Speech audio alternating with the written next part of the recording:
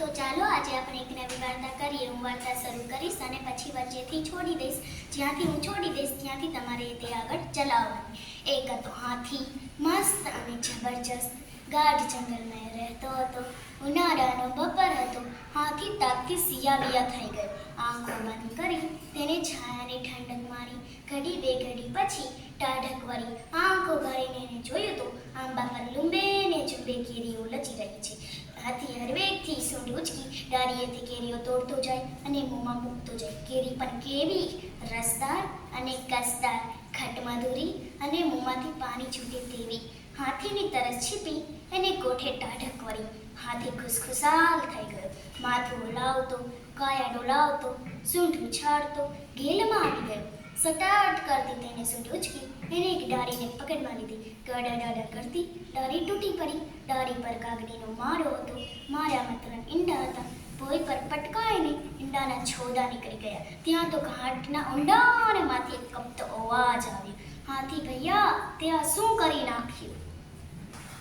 કાગડીએ કકડાટ મચાવ્યો કે ચારે દિશામાં ક્રાવ ક્રાવ કરતા કાગડા એકઠા થઈ ગયા. હવામાં સૂંઢ વીજતો ગર્જના કરતો હાથી ઠંડે પેલેથી ચાલતો થયો. કાગડીએ નાતના પંચને ફરિયાદ કરી. મામાજાન, મારે આ હાથી સામે ફરિયાદ નોંધાવી છે. એણે વગર વાગુને મારા ઈંડા ફોડી નાખ્યા, મારી બચ્ચાની હત્યા કરી છે. કાગડીના સ્વજનોએ પણ સાથ પુરાવ્યો. કાં કાં કાં.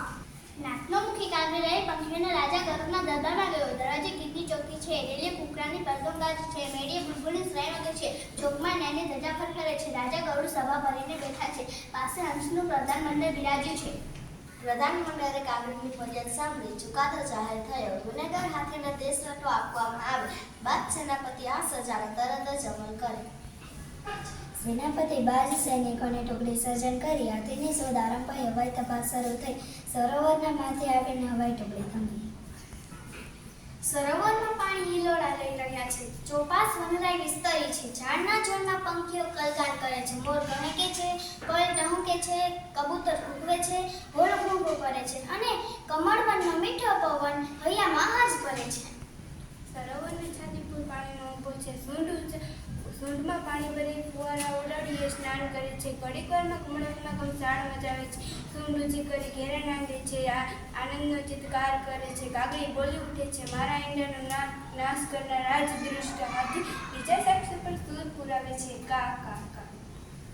અને બાર સલાર હવામાંથી તીર વેગ હાથી પર ખસે છે. તેની પીઠ પર તેને જોરદાર ઘા મારે છે. હાથીના રંગમાં ભટ પડે છે. એ છડી ઉઠે છે. ત્યાં તો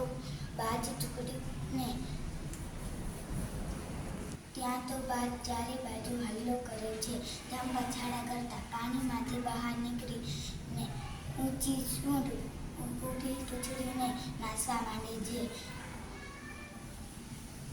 બાજ સેના પીછો પકડે છે. સામે માર્ગ ખુલ્લો છે. પાછળ બાદશાહનો હલ્લો છે. હાથીને કશો સહાર નથી. બચવાનો એકે આરો નથી. દોડ્યો જાય છે. આફર ફાફડો દોડ્યો જાય છે. હિંમત એકઠી કરીને દોડ્યો જાય છે. પાછળ દેમાર કરતી બાદ સેના આવી રહી છે. લીવડાવનની હદ પૂરી થાય છે. સામે ડુંગરની આડી દિવાલ ખડે છે.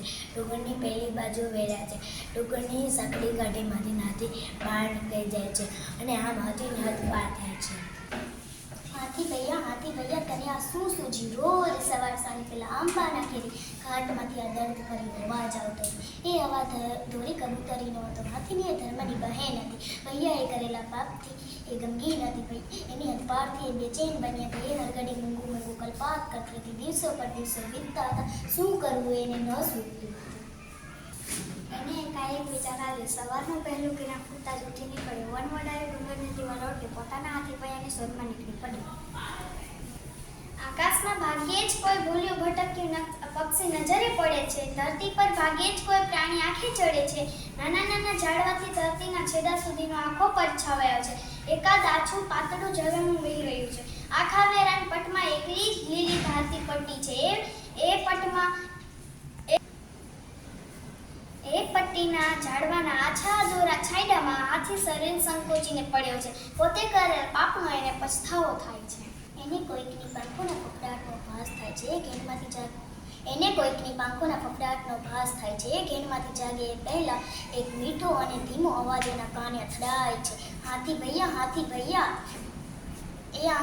એ આંખો કરીને જુએ છે તો એની સૂંઢ પર તો કબૂતરી બેઠી છે. આશ્ચર્યથી અને આનંદથી એ બોલી ઉઠી છે, કોણ મારી કપૂરી બહેન? અને એની આંખોમાંથી બોર જેવા આંસુ સરી પડે છે. કબૂતર કહે છે, ભૈયા આનંદમાં આવેગમાં તું ભાન ભૂલ્યો, ન કરવાનું કરી બેઠો. તારું મન તો હસું હતું, પણ પેલી બિચારી કાગડીના ઈંડાનો ખાંડ નીકળી ગઈ.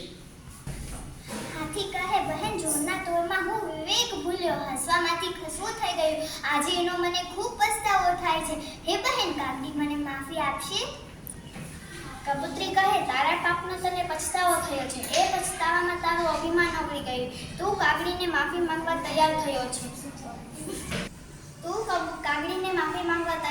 છે. મારા મનમાં એક વિચાર આવે છે. હું પક્ષીઓનો રાજા ગરુડ પાસે જાઉં અને તારા માટે દયાની યાચના કરું.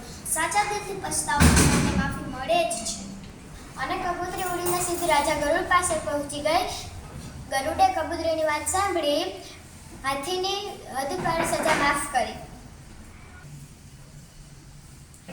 હવે હાથી પોતાના વનમાં પાછો ફરે છે. એના માથા પર દોરી કબૂતરી બેઠી છે. હર્ષના ગીત ગાતી એને પેલા આંબાના વાટે દોડે છે. એ ધીમી ગતિથી આવીને આંબા નીચે ઊભો રહે છે. ધીમેકથી સૂંઢ ઉચકે છે અને લાંબો ચિત્કાર કરે છે.